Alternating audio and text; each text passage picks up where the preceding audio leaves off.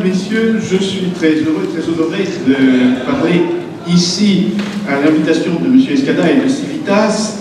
Et on m'a demandé une courte intervention sur la question des institutions. En effet, Civitas, en tant que groupe politique, a vocation à formuler des projets institutionnels et à prendre position sur les structures existantes et sur les projets des autres. Je précise que j'interviens ici en tant que juriste, avocat et professeur de droit, mais que je n'ai pas qualité pour trancher à la place de Civitas. C'est pourquoi je me bornerai à attirer l'attention sur les questions institutionnelles tout en laissant ouvertes les solutions. Comme le dit le titre, notre souci est celui du pays réel, de la France concrète par opposition au pays illégal, celui des autorités républicaines qui ne connaît ni les populations ni les terroirs. Tout d'abord, au risque de décevoir certains, il ne m'appartient pas de trancher la question de régime. Il y a en effet parmi les amis de Civitas des monarchistes de tradition ou de raison et des républicains souvent de résignation. Pour justifier cette diversité, je donnerai simplement l'exemple de Maurras et Barrès, qui étaient deux amis, mais qui, sur ce point, divergeaient. Maurras a voulu démontrer la monarchie comme un théorème, là où Barrès, nationaliste républicain, ne voulait pas, notamment pour des raisons de gloire militaire, oublier le dernier siècle de l'histoire de France. Nous pouvons cependant tous être d'accord sur un point, c'est sur le rejet de la Révolution. Monarchie ou République, c'est un problème qui, d'ailleurs, ne nous appartient pas entièrement. À l'heure actuelle, nous ne sommes pas en position de modifier les choses, mais nous pouvons tous consentir à refuser la Révolution. La question d'origine n'est pas la plus urgente, et de même, je ne vous présenterai pas un projet constitutionnel sorti comme Minerve toute armée de la tête de Jupiter, mais nous pourrons dégager quelques principes constitutionnels et leurs conséquences législatives. J'avoue que j'ai souvent, quelquefois, tiré les conséquences des principes. Nous partirons comme d'un socle indiscutable de nos valeurs chrétiennes et françaises. Je citerai l'homme d'État portugais Salazar qui disait « Ne discutons pas Dieu, ne discutons pas la patrie ». Et donc ce sera le point de départ. Nous pouvons défendre un certain idéal politique commun, déjà mis notamment en valeur par saint Thomas d'Aquin, qui défendait le régime mixte, c'est-à-dire qu'il disait qu'un bon régime politique devait avoir le pouvoir qu'il voyait monarchique, des élites, une aristocratie, pas nécessairement de naissance, mais des élites tout au moins, un élément aristocratique, et puis également un élément démocratique, un soutien, voire même une participation réglée du peuple. Le roi en ses conseils, le peuple en ses états. Et nous avons cette référence, nous avons aussi celle des enseignements pontificaux, qui sont extrêmement riches, et nous en avons eu un bon exemple avec la précédente conférence. Quant à élaborer une conception concrète, nous pouvons seulement à ce stade étudier telle ou telle question, du genre de savoir quelles doivent être les modalités de la représentation, quel doit être le statut des hommes politiques, notamment leur statut fiscal, quels sont les rapports souhaitables entre justice et politique. Nous pouvons aussi prendre position quand il y a des questions urgentes qui se posent, par exemple, quinquennat ou septennat, sans que ce soit passionnant, il faut dire que le quinquennat a aggravé le septennat en rendant l'agitation électorale plus fréquente. Nous devons aussi batailler pour que la Constitution tienne compte de nos justes revendications. Et je vois là un point central, n'est-ce pas, et qu'elle tienne notamment compte de la tradition chrétienne et nationale. Souvent, les constitutions comportent un préambule, disposition initiale, qui oriente l'ensemble des institutions dans un certain sens. La Constitution de la Ve République, par exemple, se réfère à la tristement célèbre Déclaration des droits de l'homme de 89. Elle nous affirme aussi, dans son article 1er, entre autres choses, que la France est une république laïque. Et ces principes servent de base à l'action, à la législation par la suite, et peuvent même servir de base à l'annulation de lois votées par le Conseil constitutionnel. Et le Conseil constitutionnel peut refuser des lois sur ces bases. De même, les traités comportent souvent des déclarations de principe, et je rappelle par exemple le fameux traité de Constitution européenne où on avait pensé un temps introduire des racines chrétiennes de l'Europe, mais où la conjonction de M. Chirac et Jospin avait abouti à supprimer cette référence. Il me semble que Civitas pourrait, parmi ses objectifs, se fixer à connaissance constitutionnelle de certains principes. Et j'en proposerai 5 qui sont de nature à avoir d'ample traduction législative et institutionnelle. Sur ces principes, ces 5 principes sont la tradition chrétienne, le combat pour la vie, la défense de la souveraineté, la défense de la personnalité nationale, ce n'est pas tout à fait la même chose, et le réaménagement territorial, les provinces. Donc, quelques mots sur chacun de ces principes. Je ne veux pas abuser de mon temps et je ne fais de toute façon que marquer de grandes directions. D'abord, la reconnaissance de la tradition chrétienne. La défense du catholicisme comme religion nationale implique la prise en compte du christianisme, même dans l'espace public, la transmission de son patrimoine intellectuel, par exemple à l'école. Je mets cela distinctement d'ailleurs de l'aspect spirituel qui revient à l'Église. Le catéchisme ne doit pas être fait par les instituteurs, mais la tradition chrétienne, enfin, il n'est pas normal que les élèves ne connaissent plus Adam, Abraham ou Moïse. Quand on fait une allusion à cela, même dans l'enseignement supérieur, beaucoup d'étudiants ouvrent les grands yeux. Également le respect pour les croyances et pour les croyants. Nous ne sommes pas Charlie et nous n'aimons pas beaucoup que l'on nous attaque d'une façon outrageante et vulgaire. Ce traitement, nous le demandons pour notre religion et pour notre religion seulement, parce que nous sommes d'ici, parce que cette religion s'est implantée il y a près de 2 millénaires. Donc,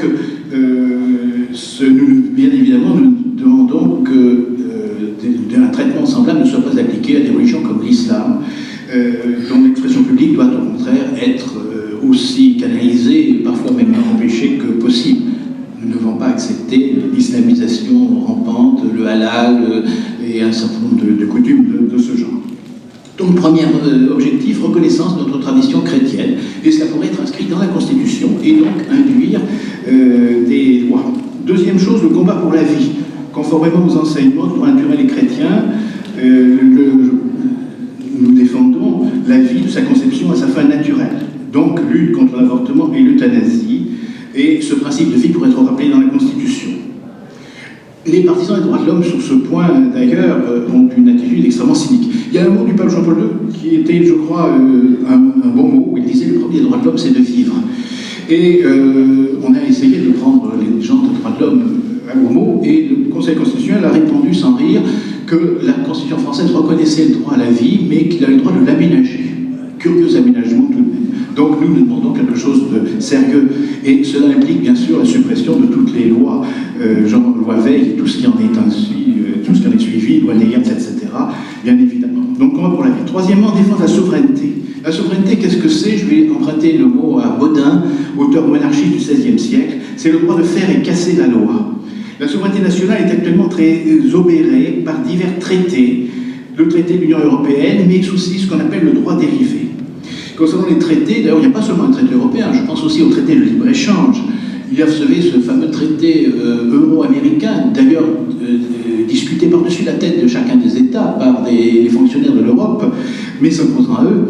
Et c'est grâce au président Trump que nous y avons échappé. Je ne sais pas pour combien de temps, mais ce traité était extrêmement dangereux parce que, sous prétexte de concurrence non biaisée, nous risquions de perdre toute une série d'institutions, par exemple le refus du transgénique, le refus de vos hormones, les appellations contrôlées, qui sont quand même la marque de nos terroirs. Tout cela, on nous aurait dit, cela gêne la concurrence. Donc, voyez le danger pour nous, pour nos libertés, de tout cela. De même, l'Union européenne limite notre marge de manœuvre. Les partisans d'une Europe fédérale intégrée veulent rendre obligatoires des décisions qui sont prises dans des sommets technocratiques de plus en plus complexes même à connaître. Entre autres choses, je parlais du droit dérivé. C'est ce droit dérivé, c'est la possibilité pour les organismes créés par les traités de dicter eux-mêmes du droit.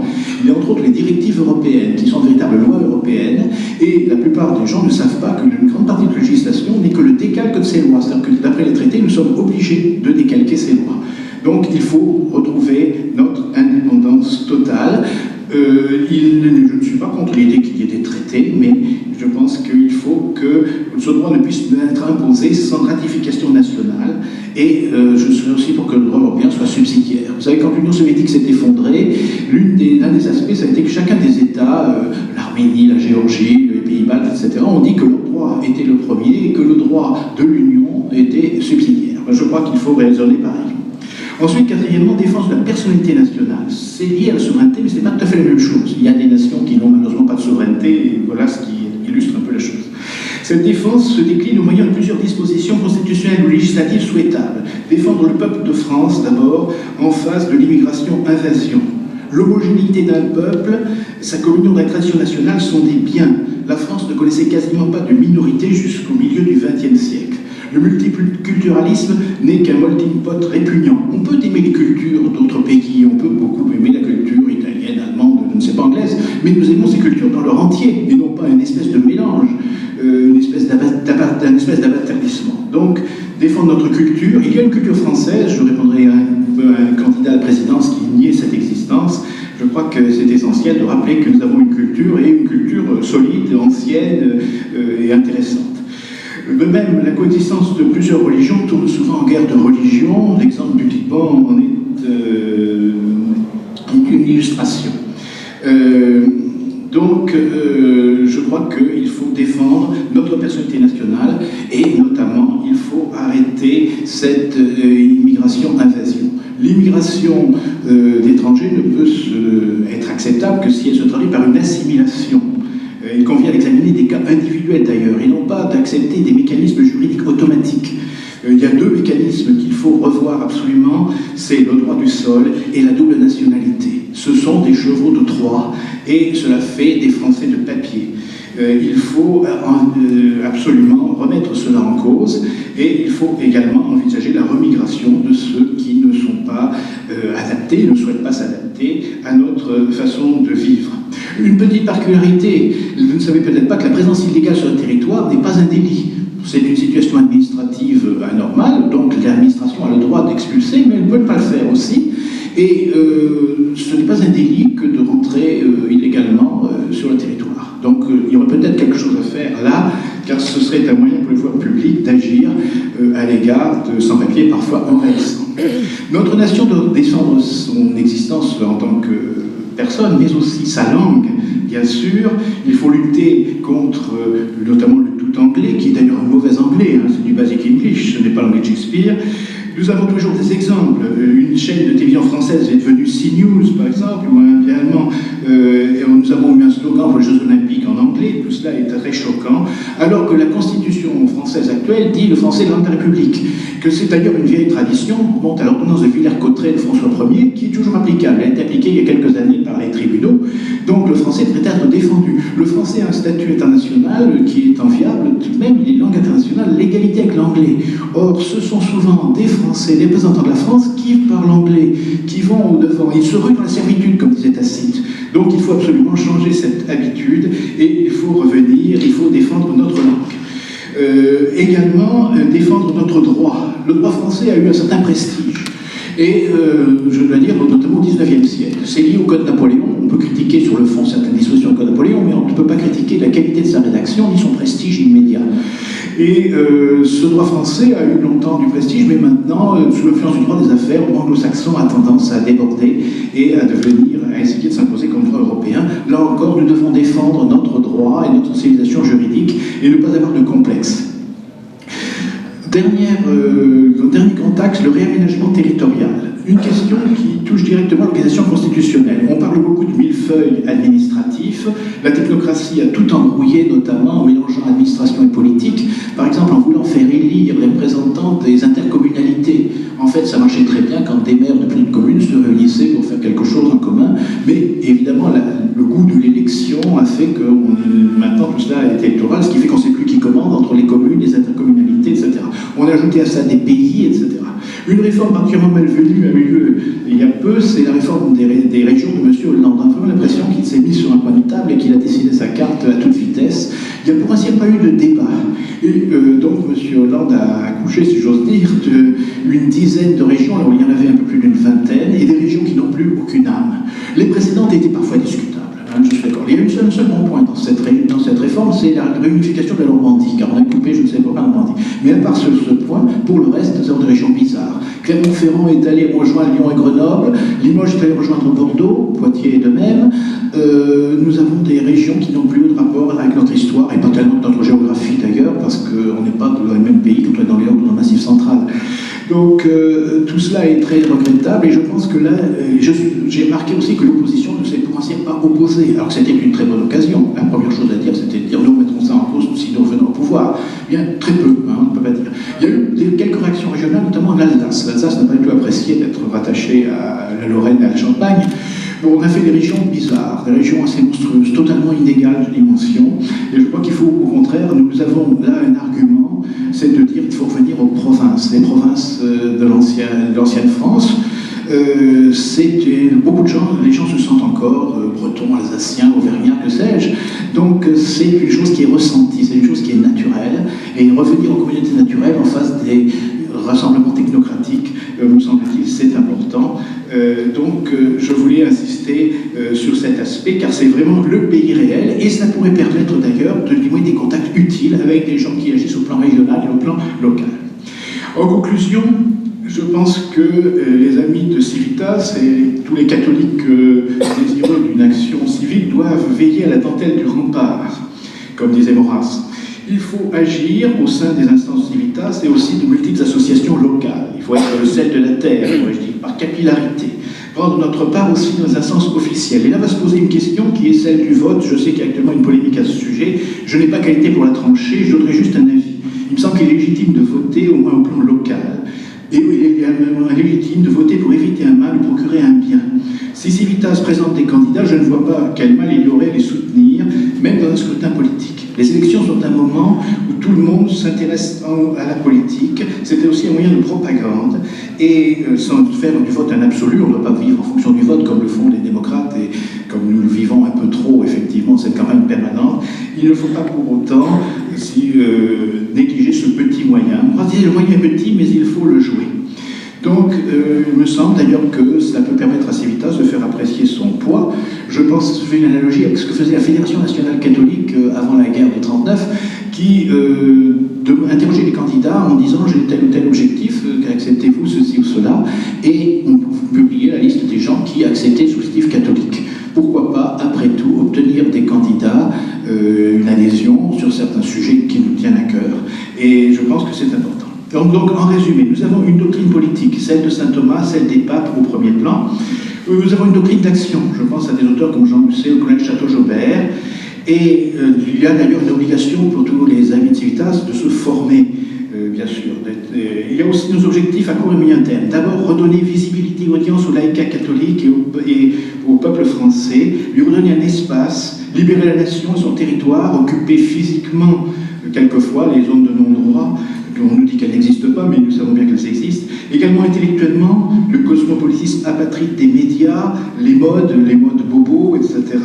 Les politiciens, notamment les eurocrates, tout cela, il faut évidemment s'en dégager pour revenir au pays réel, pour revenir à la vraie France. Et notre objectif à long terme, c'est le pouvoir, car il est normal, après tout dans un pays majoritairement catholique et de tradition catholique, que ce soit les catholiques qui exercent le pouvoir, comme un honneur et comme un devoir, et non comme une sinécure.